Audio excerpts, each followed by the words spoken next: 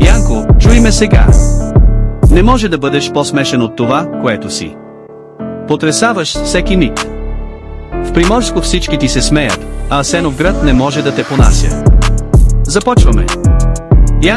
Янко, пак се изложи. В Приморско само позор, те мразят. Асеновград гледа с усмивка на сарказъм. На YouTube си пълен провал и срам. Видеята ти са национален резил. Ти си неуспех с размери и килограми мил.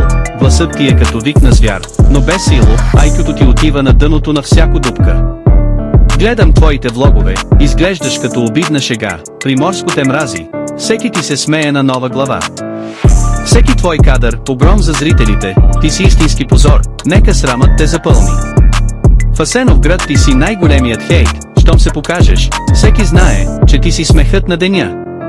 На този канал не може да има успех, ти си смрад на интернет пространството, фалш и празни кликове. Янко, пак се изложи. В Приморско само позор, те мразят. Асеновград гледа с усмивка на сарказъм. На YouTube си пълен провал и срам. Видеята ти са национален резил. Ти си неуспех с размери и килограми мил. Гласът ти е като вик на звяр, но без сило, айкюто ти отива на дъното на всяко дупка. Не виждаш ли, Янко, че твоето време отмина? Твоята кариера е само голяма бъркотия и минаване в тъма. Всеки твой клип е вторачване в изчезването. Ти си гледка на съжаление, разходка в пълен провал. Ти си като обикновен вирус, само за разпространение, какво създаваш? Нищо. Обаче поглъщаш от зрителите внимание.